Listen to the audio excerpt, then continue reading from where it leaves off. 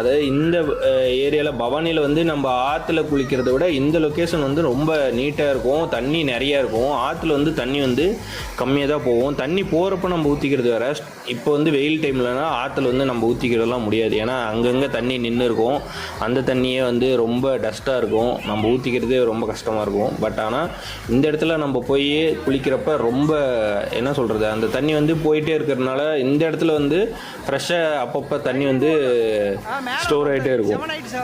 அந்த good news சொன்னோம் பார்த்தீங்களா, அந்த குட் நியூஸ் என்னன்னா, நாங்கள் வந்து இங்கே குளிச்சிட்டு இருக்கிறப்பயே தண்ணி வந்து ஸ்டார்ட் பண்ணிட்டாங்க. இப்போ நீங்கள் வந்து நான் இன்னைக்கு என்னோட இதில் பார்த்துக்கோங்க, வீடியோவை பார்த்துக்கோங்க.